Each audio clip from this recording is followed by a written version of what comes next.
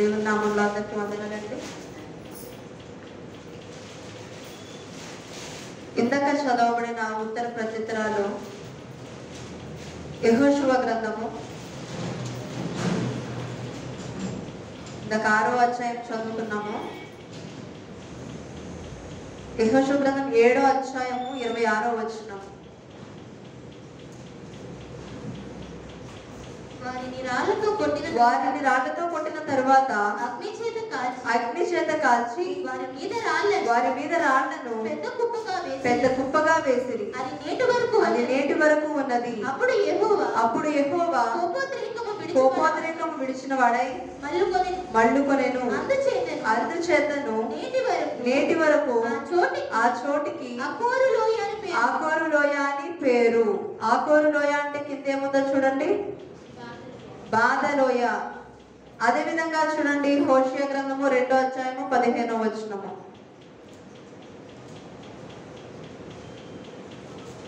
746 page number.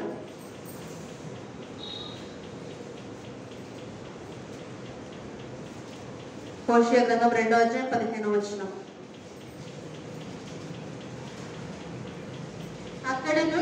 అక్కడ నుండి దాన్ని తోడుకుని వచ్చి దానికి ద్రాక్ష చెట్లనిత్తును.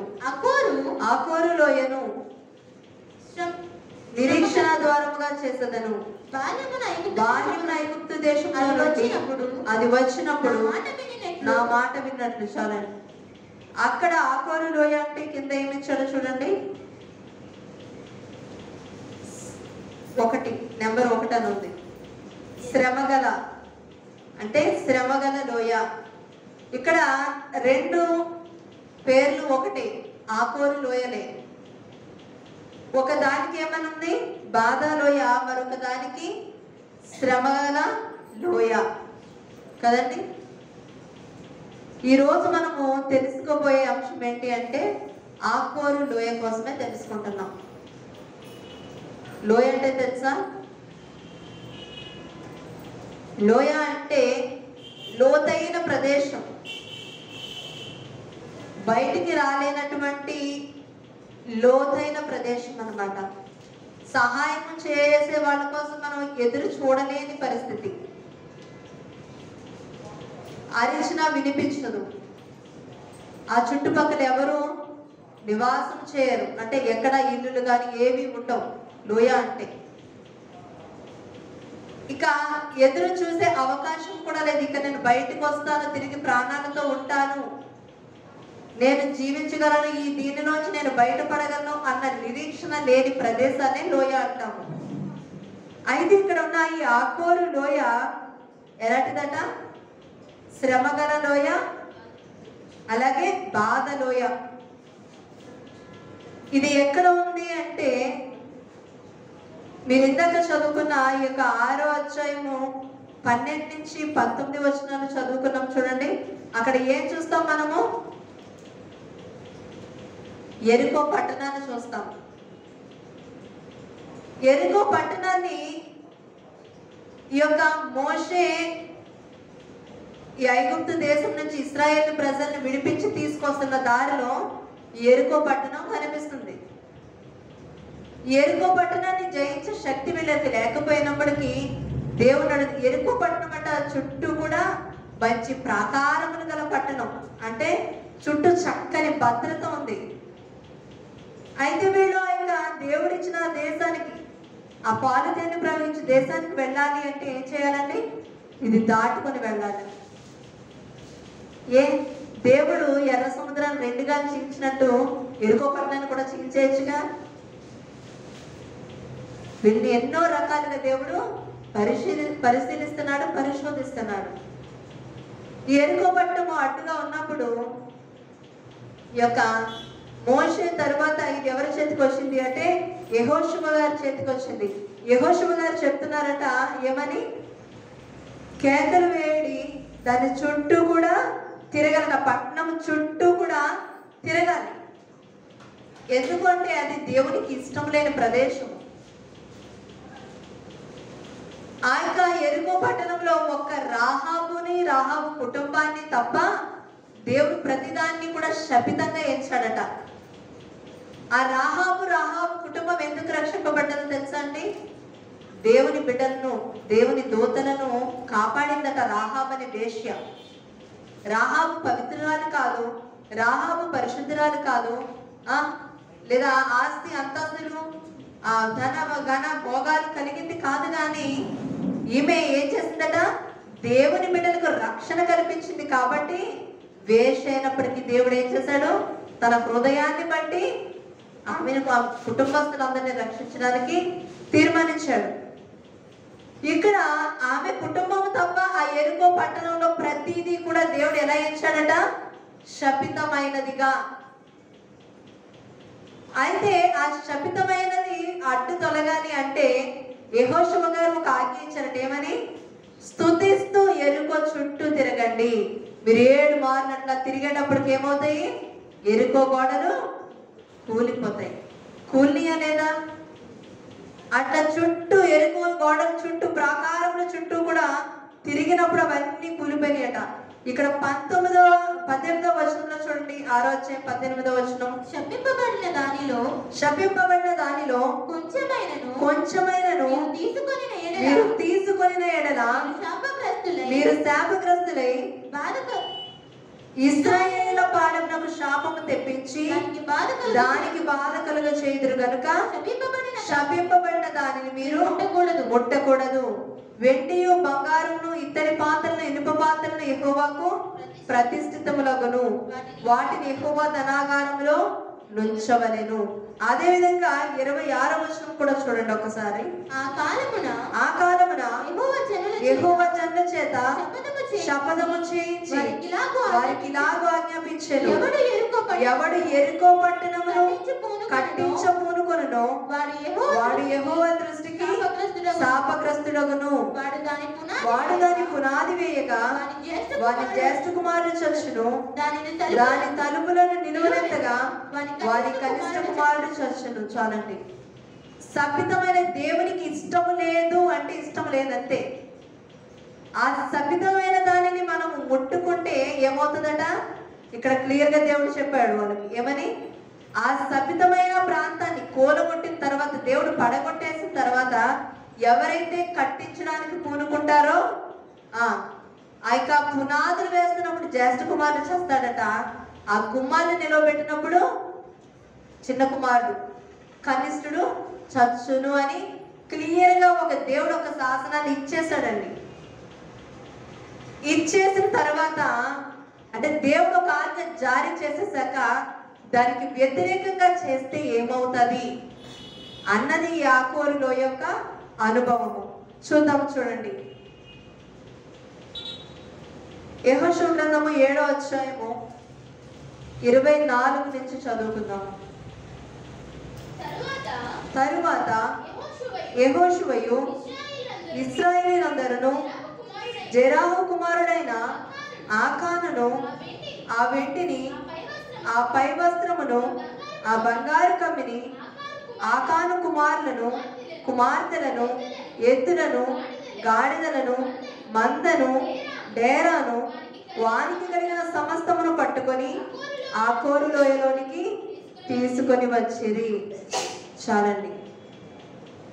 శపితమైన దానిలో ఏది ముట్టకూడదు అని దేవుడు ఆజ్ఞాపించాడు. అందులో ఉన్న వెండి, బంగారు, వస్త్ర ఆభరణాలు సమస్తము కూడా ఎవరికి ప్రతిష్ఠితమట? దేవునికి ప్రతిష్టము.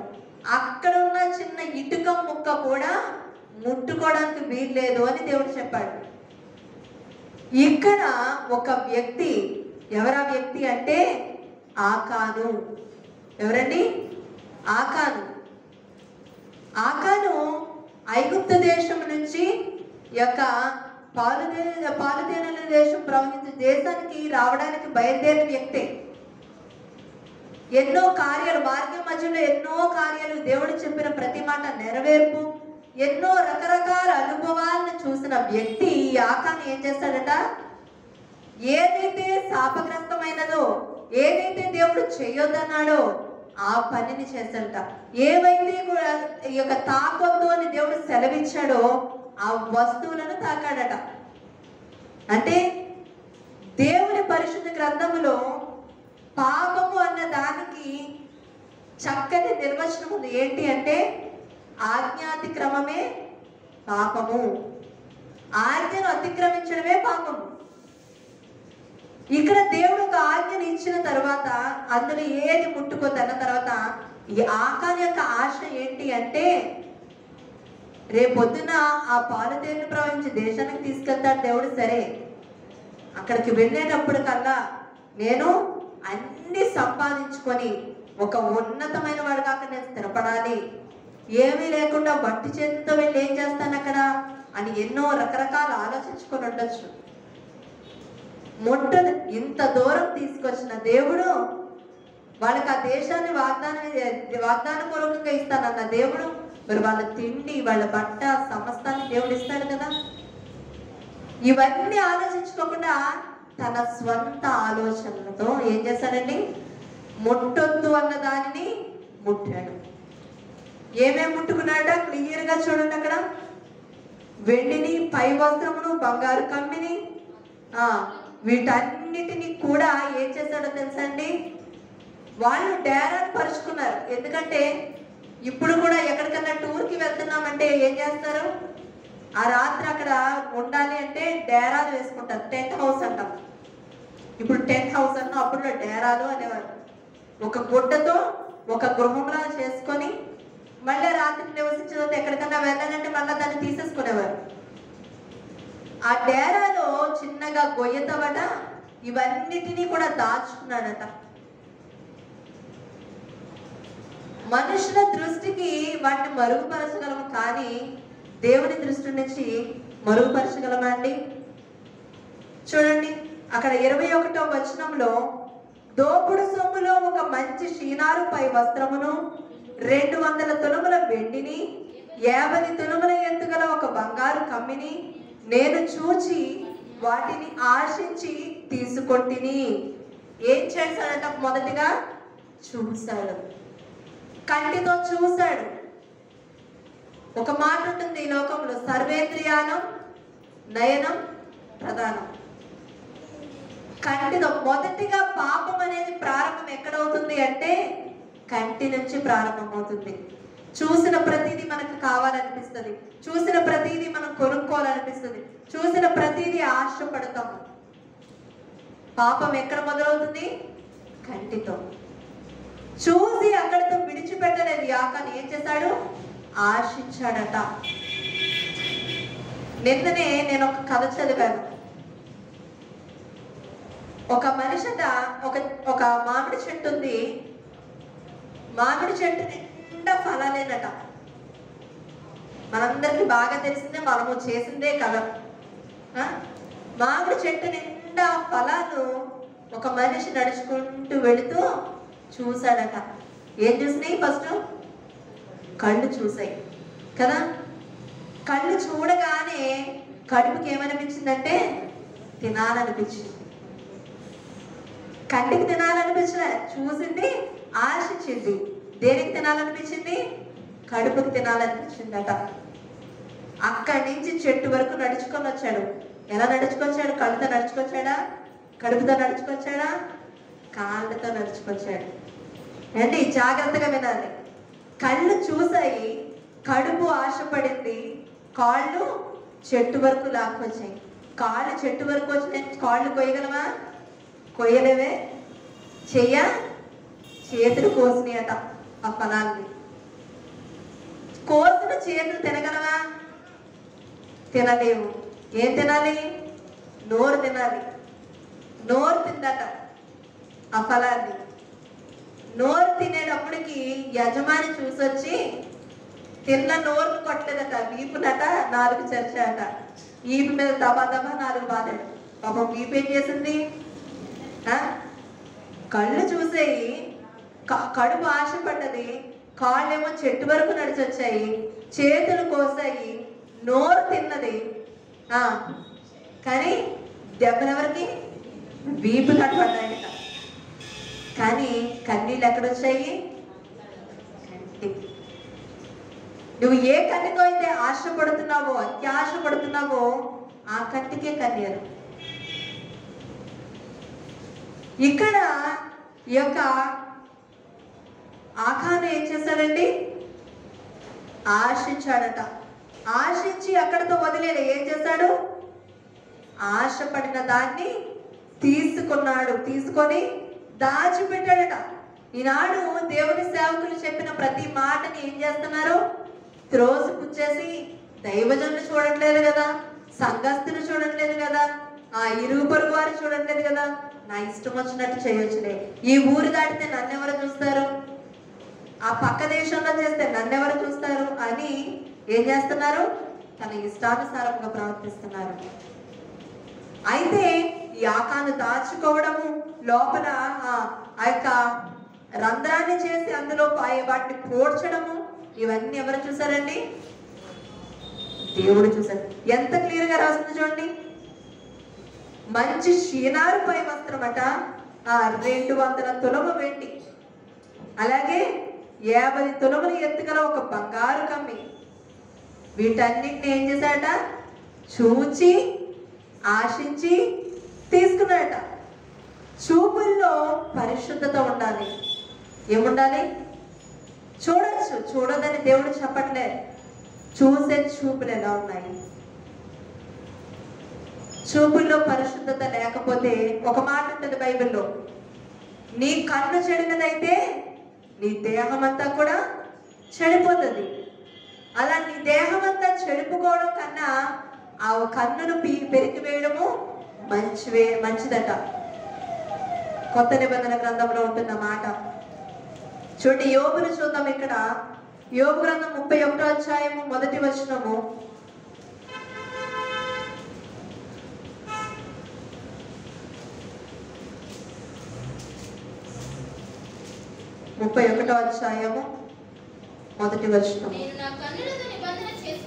నేను నా కన్నులతో నిబంధన చేసుకుంటుని, కన్యకను నేను ఎలాగూ చూతును.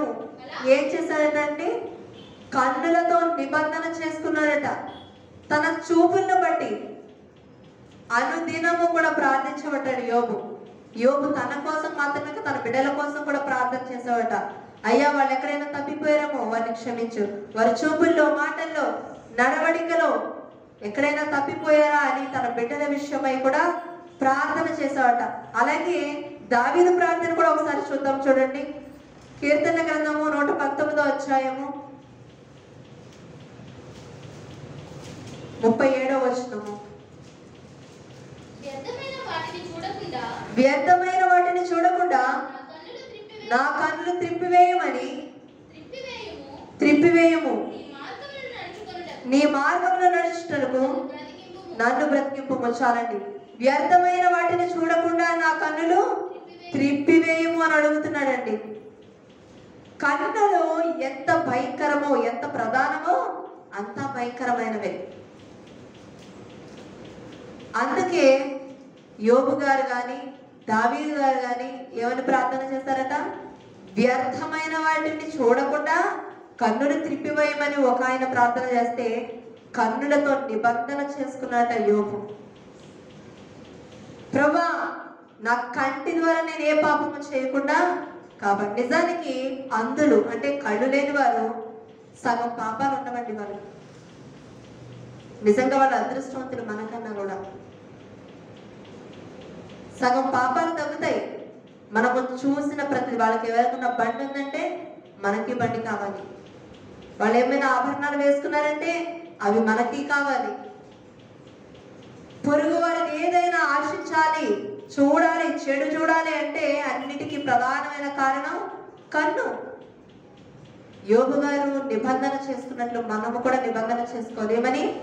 చెడు వాటిని చూడకూడదు, చూసిన వాటిని ఆశించకూడదు. ప్రభా, పవిత్రంగా ఉంచిన కన్నులను ఎలాంటి చెడు వాటిని చూడకుండా కాపాడు అని మొదటగా మనము నిబంధన చేసుకోవాలి.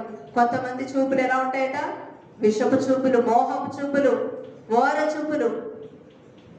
ఇలా భయంకరమైన చూపుల కోసం పరిశుద్ధ గ్రంథంలో ఇవన్నీ తర్వాత మనము మాట్లాడుకుందాము. ఎందుకంటే మనకు అంత సమయం లేదు. అసలు వాక్యంలోకి వెళ్దాం. చూడండి, అదే విధంగా ఈ యొక్క దోపుడు సొమ్మును ఆశించాడట. కొంతమంది ఆశ మితముగా ఉంటుంది. ఆశ వరకు పర్వాలే, ప్రభా నాకు అది దయచేయి, నాకు ఇది దయచేయి అని ఆశ పడడం పర్వాలే. అత్యాశ పడదు. అత్యాశ అనేది చాలా భయంకరమైనదండి. దేవుడు మనకి ఏమి ఇవ్వాలో ఆయనకి తెలుసు, మనకి ఏది లోటుగా ఉందో అని తెలుసు. అందుకే ఒక భక్తుడు చెప్తాడు, ప్రభు తగ్గినంత మాత్రమే నాకు దయచేయి. తక్కువైనా తిట్టుకుంటా, ఎక్కువైతే నువ్వు ఎవరాన్ని దూషిస్తాను, కాబట్టి నాకు అన్ని కూడా నాకు సరిపడినంతే ఇవి, నాకు మితముగానే ఇవి, ఎక్కువ ఇవ్వద్దు అని భక్తుడు ప్రార్థన చేశాక. మనకి ఏది అవసరమో అవసరాన్ని అడగచ్చు. ప్రభా నాకు ఇంటిలో గ్యాస్ అయిపోయింది, నాకు ఇంట్లో బియ్యం అయిపోయింది, నాకు ధరించడానికి వస్త్రాలు లేవు, చిరిగిపోయి, నాకు ఉండడానికి నివాసం లేదు, అంతవరకు బాగానే ఉంటది. కొంతమంది ఆశ బిల్డింగులు కట్టేయాలి, బ్యాంకుల్లో ఎంత ఉండాలి, మెడలో ఎంత ఉండాలి. చాలా మంది అనుకుంటారు మనకున్న డబ్బును బట్టి, మనకున్న యొక్క ఆభరణాలను బట్టి, లేదా మనకున్న హోదాను బట్టి మనుషులు గౌరవిస్తారని అనుకుంటారు. అది పై రూపాన్ని చూసి నీ ముందు నిన్ను గౌరవించవచ్చు, కానీ నీ వెనక ఎన్నో అనుకుంటారు. అదే నీ వ్యక్తిత్వం మంచిదైతే, నీ వ్యక్తిత్వం దేవుని పోలి ఉన్నట్లయితే, దేవుని పోలి నీవు జీవిస్తున్నట్లయితే, దానిని బట్టి నీ ముందే కాదు నీ వెనుక కూడా నీ కొరకు మంచిగా మాట్లాడుకుంటారు. చూడండి, అలాగే మనకి తెలిసిన చిన్న కథ అత్యాశ ఎలా ఉంటుందో చెప్తాను. తప్పిపోయిన కుమారుడు తెలుసు కదండి. తప్పిపోయిన కుమారుడు క్రొత్త నిబంధన గ్రంథంలో ఉంటుంది. ఆశించాడు, అత్యాశ. ఎలాగంటే నా తండ్రి 100 రూపాయలు ఇస్తే నేను దాన్ని వ్యాపారాలమే పెట్టి 1000 రూపాయలు నేను చేయగల సమర్థత నాకుంది అని తండ్రి దగ్గర నుంచి తనకున్న ఆస్తి అంతా లాగేసుకున్నాడు. చిల్లి గవ్వ కూడా వదలకున్నాడు. లాక్కొని వెళ్ళి దుర్వ్యాపారాల వల్ల, స్నేహితుల వల్ల, తనకున్న చెడు అలవాట్ల వల్ల సమస్తాన్ని కూడా ఏం చేస్తున్నాడ, పోగొట్టుకున్నాడు. తినడానికి ఆఖరికి పిడికడ అన్నం కూడా లేని పరిస్థితికి వచ్చేసాడు. అత్యాశ అంత భయంకరమైనది. ఇక్కడ ఈ యొక్క ఆకాను కూడా అత్యాశ పడ్డాడట. ఏమని? నేను ఆ పాలు తేనెలు ప్రవహించే దేశానికి వెళ్ళేటప్పటికి ధనవంతుడిగా వెళ్ళాలి, వట్టి చేతులతో వెళ్ళకూడదు, నేను ఏమీ లేనివాడిగా వెళ్ళకూడదు, నేను నిస్సహాయకుడిగా వెళ్ళకూడదు అని అత్యాశపడి ఇవన్నిటిని కూడా సమకూర్చుకుంటున్నాడు. అక్కడ ముందుగానే మనకు జీవితంలో ఒక అనుభవం ఉంది. ఏంటి? దేవుడు వారికి ఆహారం కావాలన్నప్పుడు మన్నాను పంపించాడు కదండి. మన్నాను పంపించినప్పుడు అది ఆ రోజుకు మాత్రమే దేవుడు పంపించాడు. వాడు దాన్ని ఏం చేశాడండి? ఆ రోజు కడుపు నిండా తిని దాచుకున్నారట. మరుసటి రోజు కదా ఉందా, పాడైపోయింది. అరే, ఎప్పటికి కావాల్సినప్పుడు దేవుడు అనుగ్రహిస్తున్నప్పుడు అక్కడికి తీసుకెళ్తున్న దేవుడు నాకు సమస్తాన్ని ఇస్తాడన్న విశ్వాసం లేదు వాళ్ళకి. తమంతటి తామే సంపాదించేసుకోవాలి. చాలా మంది అనుకుంటారు ఇది నా కష్టార్జితము, నేను సంపాదించాను, నా శక్తి, నా జ్ఞానము, నా తెలివితేటలు అనుకుంటారు. ఇవేవి కాదు. దేవుడు అనుగ్రహించుకున్న నీ జీవితంలో కనీసము పిన్నీసు కూడా నేను సంపాదించుకోలేదు. కేవలము దేవుడు అనుగ్రహించింది. ఇక్కడ ఆకాను దాచుకున్నాడు. ఏమైనా తీసుకెళ్ళగలిగాడా అండి? చూడండి, ఒక మాట చూపిస్తాను. హబక్కూకు గ్రంథము 2వ అధ్యాయము 6వ వచనము. హబక్కూకు గ్రంథము 2వ అధ్యాయము 6వ వచనం. తనది కాని దాన్ని ఆక్రమించి అభివృద్ధి నొందిన వానికి శ్రమ. చాలండి. తనది కాని దాన్ని ఆక్రమించి అభివృద్ధి పొందాలి అనుకున్న వాళ్ళకి ఏంటంట? శ్రమ. కష్టపడి సంపాదిస్తేనే అది నీది, అది దేవుడు నీకు అనుగ్రహించింది. దేవుడు దాన్ని అభివృద్ధి చెందిస్తాడు, ఆశీర్వదిస్తాడు. నీది కాని వస్తువు చిన్న పినీస్ అయినా సరే దాని వలన కూడా నీకు శ్రమే. మేము ఎదిగిన సంఘంలో చిన్న వస్తువు తెలిసి తెలియక మన ఇంట్లో ఉన్నా సరే తిరిగి ఇచ్చివేయమనేవారట, వడ్డీతో సహా ఇచ్చేయాలి. ఎందుకు? అది నీది కాదు, అది తెలుసో తెలియకో నీ ఇంటికి వచ్చింది. దాన్ని ఏం చేయాలి? ఆ వస్తువుని తిరిగి వాళ్ళ దాన్ని మనకి అప్పగించారు. అప్పగించకపోతే ఏమవుతుంది? శ్రమ. ఇక్కడ అది ఆకాను తీసుకున్నది తనది కాదు, దేవుడు తనకి ఇవ్వలేదు. అక్కడ దేవుడు ముందుగానే సెలవిచ్చాడు ఏమని? అక్కడ ఉన్న వెండి వస్తువులు కానీ బంగారు వస్తువులు కానీ విలువైన ఆభరణాలు ఏమైనప్పటికీ కూడా దేవుని సన్నిధికి మాత్రమే ప్రతిష్ఠితము.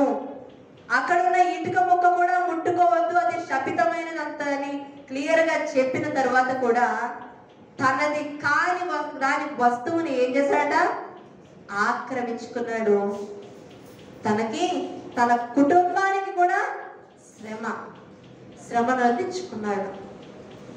కాబట్టి నీ నా జీవితాల్లో లేదా నీ నా కుటుంబాల్లో మనది కానిది ఏదైతే ఉందో, అది చిన్న పిన్నిసే కానీ తెలియకని ఇంటికి వచ్చుండొచ్చు, లేదా తెలిసి నీవు దొంగిలించుండొచ్చు. ఏదైనప్పటికీ కూడా ఏం చేయాలి? తిరిగి అక్కడ పెట్టేసేయండి, తిరిగి తీసుకెళ్ళి అక్కడ ఇచ్చేయండి. మాకు నేర్పించిన సంఘంలో రోడ్డు మీద రూపాయి బిళ్ళ దొరికినా భయపడే వాళ్ళని తీసుకోవడానికి. ఎందుకంటే అది దేవుని సన్నిధి తీసుకొని చేయొచ్చు, కానీ మొదటిగా దాన్ని ముట్టుకోవడానికి వణికే వాళ్ళం. అయ్యి బాబోయ్, దాని చుట్టూ ఆ రూపాయి బిళ్ళ పాడేసుకున్న వ్యక్తి ఏమైనా ఆలోచిస్తాడు, అయ్యో ఇందులో 10 రూపాయలు పెట్టాను, ఎక్కడ పడిపోయి అని ఆ మనసంతా ఎక్కడ ఉంటుందట? ఆ 10 రూపాయల నోటు చుట్టే తిరుగుతూ ఉంటుంది. అది మనం తీసినప్పటికీ ఆ ఆత్మ వాళ్ళ చుట్టూనే దాని చుట్టూనే తిరుగుతూ ఉంటుంది కదండి. మనసంతా ఇక్కడే ఉంటుంది. అది మనది కాదు, మనము ముట్టడానికి అర్హులము కాదు. అందుకే ఏది దొరికినా అది ఏం చేస్తాం తెలుసా? మేము దేవుని సన్నిధిలో వేసేస్తాం. అదే చిన్న పిలిసే కానీ ఏది ముట్టకూడదండి.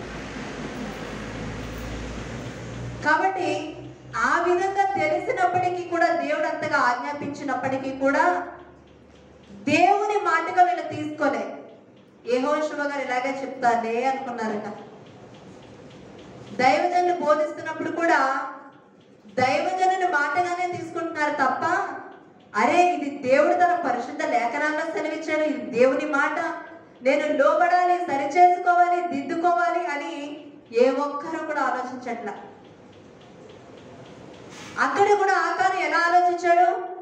యెహోషువ గారు ఎలాగే చెప్తారులే, ఇవన్నీ ఆయన తీసుకెళ్లి పోగేసుకుంటాడు అనుకుంటా. అక్కడ ఇప్పుడు నేను జాగ్రత్త పెట్టుకోకపోతే నేనేంటి, నా బిడ్డల బ్రతికేంటి, నా బిడ్డల జీవితాలేంటి, ఎలా బ్రతుకుతాం, ఏం తింటాం అని రకరకాల ఆలోచించేశాడు ఆకాను. ఆలోచించి వాటిని ఆశించి వాటిని ఏం చేశాడట? తీసుకున్నాడట. తీసుకున్న దానిని ఏం చేశాడు? దాచుకున్నాడు. దాచుకున్న వాడంటే దేవునికి ఇష్టమా?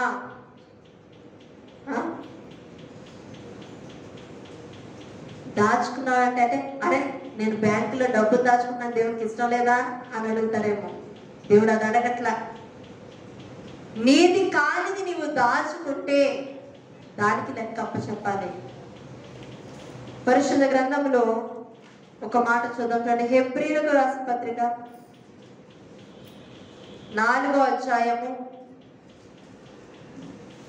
13వ వచనము. మరియు ఆయన దృష్టికి కనబడని సృష్టము ఏదియూ లేదు. చాలండి, చాలు. దేవుని దృష్టికి కనబడని సృష్టం. సృష్టం అంటే ఏంటో తెలుసా? సృష్టం అంటే ఏంటో తెలుసా? భూమి మీద ఉన్న ఇసుక రేణువుతో సహా సమస్తము ఆయనకు తెలుసు. ఈ రోజుల్లో కంటికి కనిపించని వైరస్లు ఎన్నో తిరుగుతున్నాయి కదా, మన చుట్టూ కూడా బోర్డర్లు ఉంటాయి, మనకు కనిపించవు. ఆ ప్రతిదీ కూడా ఎవరికి తెలుసు? దేవునికి తెలుసు. మన కంటికి కనిపించినది కూడా దేవునికి తెలుసు. ఎందుకంటే ఇదంతా దేవుని సృష్టి. ఆ సృష్టిలో ఉన్న సృష్టం అంటే మనుషులు కానీ, జంతువులు కానీ, మొక్కలు కానీ, చిన్న క్రిమి కీటకాలు కానీ, ఈ వైరస్లు, బ్యాక్టీరియాలు కానీ, ప్రతిదీ కూడా దేవుని కంటికి కనిపిస్తుంది. ఆయన కంటికి కనిపించింది ఏది లేదు. ఆకాన్ ఏం చేశాడు? డేరాలో గొయ్య తవ్వి గొయ్యలో దాచాడట. దేవునికి కనిపించదా అండి? నువ్వు చీకట్లో దాచిన, వెలుతురులో దాచిన, నీ పక్కనే ఉన్న నీ పక్కింటి వాళ్ళకి తెలియకపోయినా, నీ ఇంట్లో వాళ్ళకి తెలియకపోయినా, ప్రతిదీ కూడా దేవునికి కనిపిస్తుంది.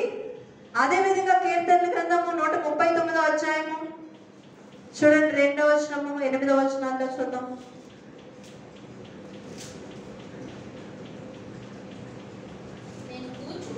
నేను కూర్చుండుట, నేను లేచుట నీకు తెలియను. నాకు తలంపు పుట్టక మునుపే నీవు నా మనస్సు గ్రహించుచున్నావు. నా నడకను, నా పడకను నీవు పరిశీలన చేయుచున్నావు. చాలు చాలు.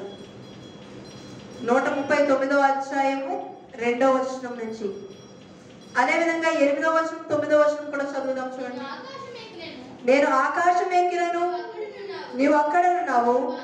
నేను పాతాళం వద్ద పట్టుకొనను, నీవు అక్కడను ఉన్నావు. నేను వేకువ రెక్కలు కట్టుకొని సముద్ర దిగంతంలో నివసించినను, అక్కడను నీ చేయి నన్ను నడిపించును. చాలండి. ఇక్కడ దావీదు గారు రాస్తున్న మంచి మాటలు ఏంటంటే, ఎక్కడైనా నీవు ఉన్నావు ప్రభు. సముద్ర అగాధాల్లోకి వెళ్ళి దాక్కుందామన్నా అక్కడ నీవు, అక్కడ ఏం చేసినా నీకు తెలుస్తుంది. ఎందుకంటే సముద్రాన్ని సృష్టించింది ఆయనే, అందులో చలచలాలను పెట్టింది ఆయనే. ఆకాశంకి ఎక్కిపోదామని ఈ రోజుల్లో వేరే వేరే గ్రహాలకు వెళ్ళిపోదామని అక్కడక్కడ ప్లాన్ చేస్తున్నారు కదండి. ఈ భూమి మాత్రమే కాదు, ఇంకా ఏ గ్రహం అయితే మనుషులు నివసించడానికి అనువుగా ఉంటుందా అని రకరకాల ప్రయత్నాల్లో ఉన్నారు సైంటిస్టులు. అది కూడా సృష్టించింది దేవుడే. అక్కడ కూడా దేవుడు చూస్తున్నాడు. రెక్కలు కట్టుకొని ఎగిరిపోయినా అక్కడ నీవు ఉన్నావు, అక్కడ కూడా నేను చూస్తున్నాను. నీ కంటికి మరుగైంది ఏది కూడా లేదు. కానీ ఏం చేయాలనుకుంటున్నాడు ఈ యొక్క ఆకాను? దేవుని దృష్టికి మరుగుపరచాలనుకుంటున్నాడు. యెహోషువ గారి దృష్టికి మరుగు చేయాలనుకుంటున్నాడు, దాచేయాలనుకుంటున్నాడు. దాచిపెట్టువారట వర్ధిల్లరు. ఆ మాట కూడా చూసుకుందాము. చూడండి, సంఖ్యాకాండము 32వ అధ్యాయము 23వ వచనము.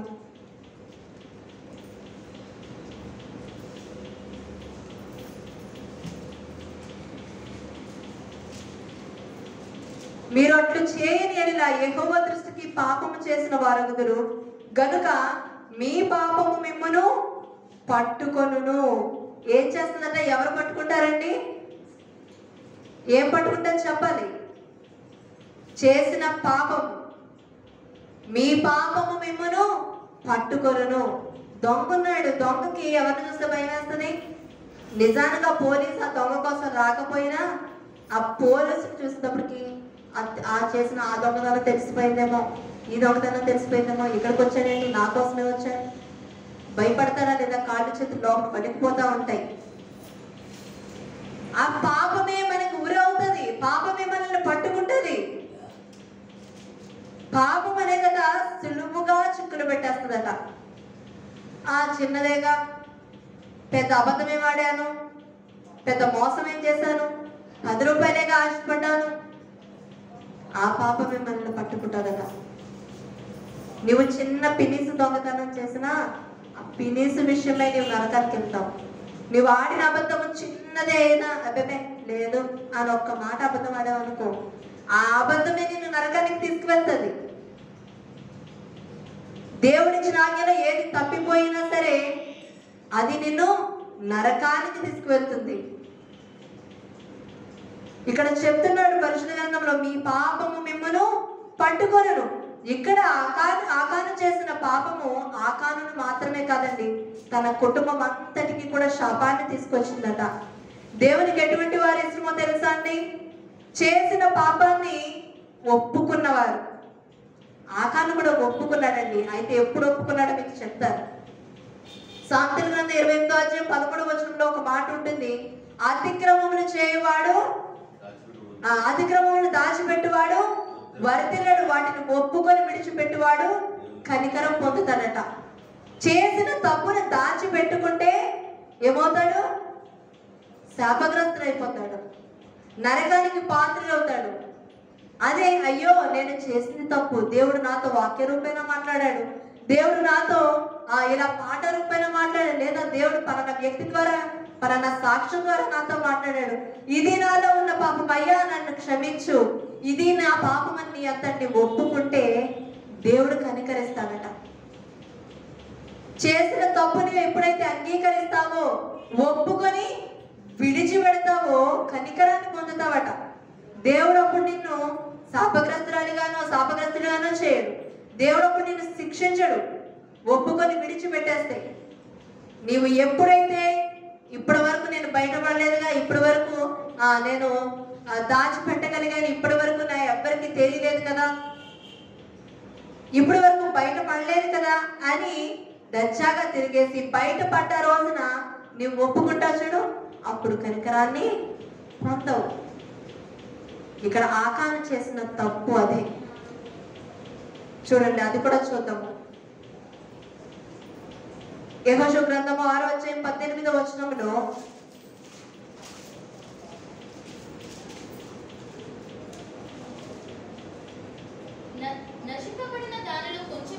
శపింపబడిన దానిలో కొంచెమైనను మీరు తీసుకునే మీరు శ్రాపగ్రస్తులై ఇశ్రాయేలు పాలనకు శాపము తెప్పించి దానికి బాధ కలుగ చేయుదురు గనుక శపింపబడిన దాన్ని మీరు ముట్టకూడదు అని చెప్పిన తర్వాత ఏం చేశాడో తెలుసా అండి? 7వ అధ్యాయం 24వ వచనంలో తరువాత యెహోషువయు ఇశ్రాయేలీయులందరూ జెరహు కుమారుడైన ఆకానును, ఆ వెండిని, ఆ పై వస్త్రమును, ఆ బంగారు కమ్మిని, ఆకాను కుమారులను, కుమార్తెలను, ఎద్దులను, గాడిదలను, మందను, డేరాను, వానికి కలిగిన సమస్తమును పట్టుకొని ఆకోరు లోయలోనికి తీసుకొచ్చారట. తనంతట తాను ఒప్పుకోలేదు ఆకాను. దేవుడు ఎప్పుడైతే యెహోషువకు తెలియపరిచాడో, ఎప్పుడైతే దేవుడు కోపగించుకొని వాళ్ళందరి మీద కోపాన్ని చూపిస్తున్నప్పుడు, ఏంటి ప్రభా, ఏం తప్పు చేశాము, ఏంటి ప్రాబ్లం, ఏమైంది, ఇబ్బంది ఏంటి అని ఎప్పుడైతే యెహోషువ దేవుడిని అడిగాడో, నేను వద్దన్న పని ఈ జనులలో చేశారు అన్నప్పుడు అప్పుడు కూడా ఒప్పుకోలేదండి ఆకాను. ఎప్పుడైతే దేవుడు ఆకాను చేశాడని తెలియపరిచాడో అప్పుడు ఏం చేశాడట ఆకాను? నిజమే, నేను పలానా వస్తువులు తీసుకున్నాను, పలానా జాగ్రత్త పెట్టుకున్నాను, ఇలాగ బేరాలు గొయ్యి తీసుకుని అందులో కప్పిపుచ్చుకున్నాను అని ఒప్పుకున్నాడట. ఎప్పుడు? దొరికిపోయాక. దేవుని ఉగ్రత వారందరి మీద రగులుకుంటున్నప్పుడు అప్పుడు తనంతట తాను ఒప్పుకున్నాడు. పట్టుబడ్డ తర్వాత ఒప్పుకున్నాడు. కనికరాన్ని పొందాడా అండి? దేవుని కనికరం పొందుకున్నాడా? పట్టుబడ్డ తర్వాత ఎవరైనా దొరికిపోయాక ఇంక చేస్తుంది ఏముంటుంది? ఇంక అప్పుడు ఒప్పుకున్నా ఒప్పుకోకపోయినా ఒకటే. అయితే ఎప్పుడైతే దొరికిపోయిన తర్వాత నిజమే నేను దాచుకున్నాను, నేనే గొయ్యి తీసి వీటన్నింటినీ నేను భద్రపరుచుకున్నాను అని ఎప్పుడైతే ఒప్పుకున్నాడో అక్కడ ఏం జరిగిందో చూడండి ఆ కిందంతా. అప్పుడు యెహోషువ, నీవేళ మమ్మను బాధపరిచితివి, నేడు యెహోవా నిన్ను బాధపరుచుననగా ఇశ్రాయేలీయులందరూ వానిని రాళ్లతో చావగొట్టిరి. వానిని రాళ్లతో కొట్టిన తరువాత అగ్ని చేత కాల్చి వారి మీద రాళ్లను పెద్ద కుప్పగా వేసిరి. అది నేటి వరకు ఉన్నది. అప్పుడు యెహోవా కోపోద్రేకం విడిచిన వాడై మళ్ళుకొనెను. అందుచేత నేటి వరకు ఆ చోటికి ఆకోరు లోయ అని పేరు. చాలండి. ఇక్కడ చూసినట్లయితే ఎప్పుడైతే దేవుని మాట తృణీకరిస్తావో దేవుని కోపాగ్ని రగులుకుంటుంది. వద్దు వద్దు, శపితమైనది, శాపగ్రస్తమైనది అని చెప్పినా సరే ఏం చేశాడు? మాట వినలే. దేవుడు కరుణామయుడే, క్షమించేవాడే. అలాగని ఆయన్ని పరీక్షించి పరిశోధిస్తే మాత్రం ఆ శిక్ష అనుభవించాల్సి వస్తుంది. ఇక్కడ ఆకారం చేసిన ఆ యొక్క తప్పుకి ఏమేం బలయ్యాయి తెలుసా అండి? అతను ముట్టుకున్న ఆ ప్రతి వస్తువును కూడా వేసేసారు ఆకారంతో పాటు. తన కుమార్తెలు తనకున్న ఆ ఎద్దులు, ఆ యొక్క ఏవైతే చూడండి అక్కడ ఉన్నది రాసి పెట్టారు కదా చూడండి, గాడిదలు, ఎద్దులను గాడిదలు మందను డేరాతో సహా తీసుకొచ్చి అక్కడ చంపేసి అగ్నితో కాల్చివేశారట. అప్పుడు దేవుడి యొక్క ఉగ్రత చల్లారింది. ఒకవేళ దేవుడు ఈ క్షణాన్ని ఇంకా శ్రమను అనుభవిస్తున్నావు, ఇంకా బాధను అనుభవిస్తున్నావు, ఎక్కడ దేవుని గాయాన్ని రేపావో, ఎక్కడ దేవుడు వద్దన్న పని నీవు చేస్తావో, ఇంకా ఎక్కడ సరి చేసుకోవాలో, ఇంకా ఏది విడిచిపెట్టాలో నీ జీవితంలో, ఇంకా ఏ వేటిని దాచుకుంటున్నావో నీ జీవితంలో, ఒక్కసారి దేవుని సన్నిధిలో మోకరించి అడగాలి. దేవుని సన్నిధిలో మోకరించి, ప్రభా ఇంకా నా ఈ పరిస్థితికి కారణం ఏంటి? ఇంకా నేను ఎందుకు ఈ శ్రమను అనుభవిస్తున్నాను? ఇంకా నాకేంటి ఈ బాధ? ఇంకా ఆకోరు లోయవలే నా జీవితం ఎందుకు ఇంకా ఇలా ఉంది? ఏంటి ప్రభా నేనేం దాచుకున్నా? ఇంకా ఏది విడిచిపెట్టలేదు నేను. నాకు గుర్తులేదు నాయనా, దయచేసి జ్ఞాపకం చేయి, దయచేసి నాకు చూపించు. నేను వేటిని సరి చేసుకోవాలి? నాలో ఉన్న కోపమా, నాలో ఉన్న గర్వమా, అహమా, లేదా ఎదుటి వారి వస్తువులను నేను చూసి ఓర్వలేకపోతున్నానా? లేదంటే ఎదుటి వారి దేన్నైనా ఆశించానా? ఎదుటి వారి వస్తువులు ఏమైనా నా ఇంట్లో ఉన్నాయా? ఎదుటి వారి పట్ల నేను ఏదైనా అసభ్యకరంగా ప్రవర్తిస్తున్నానా? ఇంకా ఏమైనా నీకు ఇష్టము కానీ నాలో ఏమైనా ఉన్నాయా? ఏది సరి చేసుకోవాలి తండ్రి? ఏది విడిచిపెట్టాలి నాయనా? ఇంకా వేటిని నా హృదయంలో దాచుకున్నాను? ఇంకా ఏ చెడు స్వభావం నాలో ఉందో ఒక్కసారి నాకు చూపించు, నేను సరి చేసుకుంటానని దేవుని సన్నిధిలో మోకరించి అడిగి వాటిని ఒప్పుకొని విడిచిపెడితే కనికరాన్ని పొందుతాం. ఇంకా నీలో తెలుసుకున్న తర్వాత కూడా దాచుకున్నాం అనుకో, ఈ ఆకాను తప్పించుకునే స్థితి లేదు. దావీదు భక్తుడు చెప్పాడు కదా, ఆకాశముకి ఎక్కినా నీవున్నావు, సముద్ర దిగంతముల్లో కూడా నీవున్నావు, ఎక్కడికి వెళ్ళినా కూడా నీ కన్నులు నన్ను చూస్తున్నాయి, నీకు మరుగైనది ఏది కూడా లేదు అని చెప్తున్నాడు. కాబట్టి దేవునికి మరుగైనది ఏది లేదు. నువ్వు ఒప్పుకొని విడిచిపెట్టు.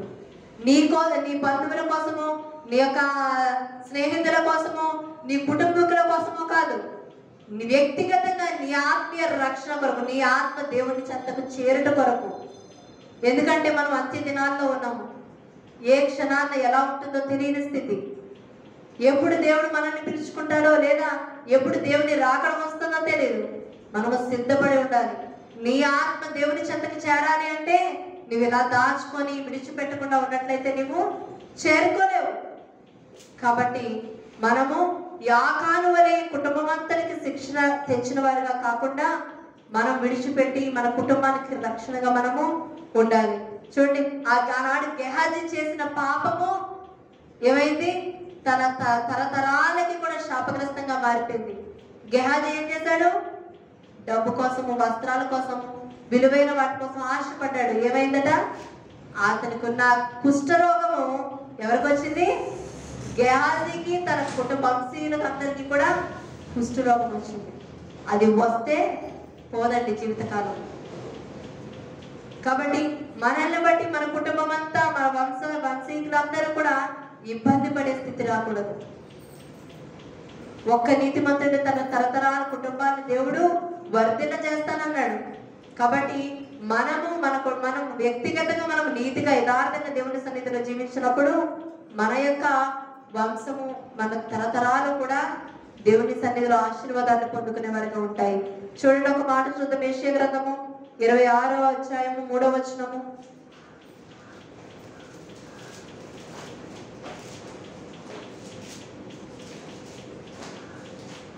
ఎవని మనస్సు నీ మీద ఆనుకొనునో వానిని నీవు పూర్ణ శాంతి గలవానిగా కాపాడుదువు. చాలండి. మన మనస్సు ఎవరి మీద ఆనుకోవాలట? దేవుని మీద ఆనుకోవాలి. మన మనస్సు వేటి మీద ఆనుకుంటుంది చెప్పండి? ఒక్క నిమిషం ఆలోచించుకొని చెప్పండి. మన మనస్సు డబ్బు మీద ఆనుకుంటుంది, మన మనస్సు మనుషుల మీద ఆనుకుంటుంది, మన మనస్సు భోగాల మీద ఆనుకుంటుంది, మన మనస్సు వస్త్రాల మీద ఆనుకుంటుంది, మన మనస్సు ఎదుటి వారి యొక్క స్థితిగతుల మీద ఆనుకుని ఉంటుంది.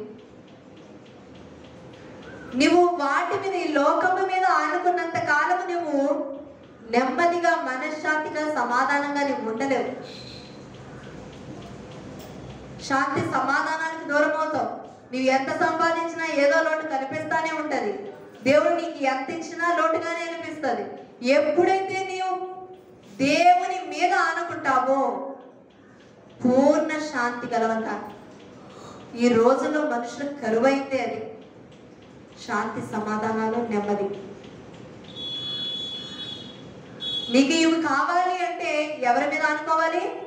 ప్రతి విషయమందు, ప్రతి సమయమందు. ఫలానా సమయంలో లేదు, ఫలానా విషయంలోనే నా దగ్గరికి రండి అని దేవుడు చెప్పరా. ప్రతి విషయంలోనూ కూడా ఎవరి మీద అనుకోవాలి? దేవుని మీద. ప్రతిది దేవుని చెంతే, దేవుని చెంతే పెట్టాలి ప్రతి విషయాన్ని కూడా. అప్పుడు ఈ ఆకోరు లోయ అనుభవం, ఈ శ్రమ గల, ఈ బాధ గల యొక్క అనుభవాన్ని దేవుడు ఏ విధంగా మారుస్తాడో తెలుసా అండి? చూడండి, ఇందాక చదువుకున్నాము హోషేయ గ్రంథము 2వ అధ్యాయం 15వ వచనము. 746 పేజీ నెంబరు. అక్కడ నుండి దాన్ని తోడుకొని వచ్చి దానికి ద్రాక్ష చెట్లు నిత్తును, ఆకోరు లోయను నిరీక్షణ ద్వారముగా చేసేదను. చూడండి, ఆకోరు లోయను ఎలా చేస్తాడట? నిరీక్షణ ద్వారము. నేను ఇందాక చెప్పాను అసలు లోయ అంటే ఏంటో కదా. లోయ అంటే ఇంకా స్థలము వైపు ఎవరు మనుషుల సంచారం ఉండదు. అటుపక్క ఆ లోయలో పడ్డ వ్యక్తిని రక్షించే సమర్థత కూడా ఎవరికి లేదు. తుప్పలతో, భయంకరమైన చీకటితో ఎంతో లోతైన ప్రదేశాన్ని లోయ అంటాము. కానీ ఎప్పుడైతే నీవు దేవుని మీద ఆనుకుంటావో ఎలా చేస్తాడట దేవుడు? నిరీక్షణ ద్వారంగా చేస్తాడట. ఈనాడు దేవుని ఎరుగని ప్రజలకు లేదా దేవుని తెలుసుకున్న ప్రజలకు ఉన్న వ్యత్యాసం ఏంటి అంటే నిరీక్షణ. దేవుని తెలియని బిడ్డలకు నిరీక్షణ ఉండదండి. దేవుని ఎరిగిన మనకి ఎంత శ్రమైనా కానీ, ఎంత కష్టమైనా కానీ, ఎంత భయంకరమైన పరిస్థితి అయినా కానీ, రోగమైన, మరణమైన ఏదైనప్పటికీ కూడా ఒక నిరీక్షణ ఉంది. ఈ యొక్క పరిస్థితి నుంచి ఎలాగైనా దేవుడు నన్ను బయటకు తీసుకొస్తాడు. ఈ బాధ నుంచి దేవుడు ఆయన చేయి చాపి నన్ను విడిపిస్తాడు. ఒకవేళ నేను ఈ లోకంలో మరణించి ఏమీ లేని వాడిగా మరణించినా అక్కడ పరలోకంలో నేను కళ్ళు తెరుస్తానన్న నిరీక్షణ. ఈ ఆకోరు లోయ అనుభవాన్ని దేవుడు నిరీక్షణ ద్వారంగా మారుస్తానంటున్నాడు. ఎప్పుడు? దేవుని మీద ఆనుకున్నప్పుడు. మరొక మాట చూద్దాం, చూడండి. యెషయా గ్రంథము 65వ అధ్యాయము 10వ వచనం.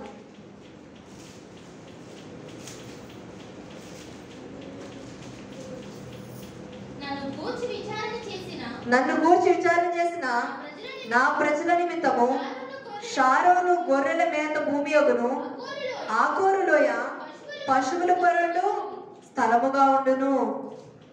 చూడండి, పశువులు పరుండు స్థలము అంటే విశ్రాంతి స్థలము, నెమ్మది దొరికే స్థలము.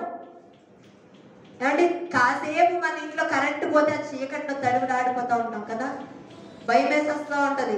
ఎక్కడ ఏమడిగేసేస్తామా, ఏ ఇంట్లోకి ఏమొచ్చేస్తాయా, ఏ పాములు వచ్చేస్తాయి, ఏ జల్లు వచ్చేస్తాయి, ఎన్నో భయంకరంగా అనిపిస్తూ ఉంటది మనకు తెలిసిన మన ఇంట్లోనే. ఇలాంటి లోయ ప్రదేశాన్ని ఎలా చేస్తాడ? నెమ్మది గల అంటే పశువులు పరుండు స్థలము కంటే నెమ్మది దొరుకు స్థలముగా, శాంతి సమాధానములు దొరుకు స్థలముగా చేస్తానంటున్నాడు. ఒకవేళ నీ స్థితి, నీ యొక్క పరిస్థితి అంతా ఆకోరు లోయలా ఉందేమో, అయితే నువ్వు దేవుని మీద ఆనుకుంటే నీకు నెమ్మదిని, శాంతి సమాధానాలను, నిరీక్షణ ద్వారంగా మార్చే యొక్క లోయ అనుభవాన్ని దేవుడు ఇస్తానంటున్నాడు. కాబట్టి అటువంటి అఖోరు లోయగా మన జీవితాలు మార్చబడాలి. నిరీక్షణ ద్వారంగా మార్చబడ్డ ఆ అఖోరు లోయ అనుభవం మన జీవితాల్లో ఉండాలి అంటే నీవు నేను ప్రతి స్థితిని బట్టి కూడా దేవుని మీద ఆనుకోవాలి. కష్టమైన, నష్టమైన, సంతోషమైన నీ ఇరుగు పొరుగు వారితో, నీ కుటుంబీకులతో ఎలా పంచుకుంటావో దేవుడితో అలా పంచుకో. అయ్యాన పరిస్థితి ఇది, నువ్వు ఏం చేయమంటావు, నీ చిత్తం ఏంటి, నేను ఏ విధంగా నడుచుకోను అని ప్రతి విషయమందు దేవుని చిత్తానికి నిన్ను నీవు అర్పించుకున్నట్లయితే గనక దేవుడు సమస్తాన్ని నీకు సమృద్ధిగా సమకూరుస్తాడు. కాబట్టి అటువంటి జీవితాలుగా మన జీవితాలు ఉండాలని దేవుణ్ణి ప్రార్థిద్దాం.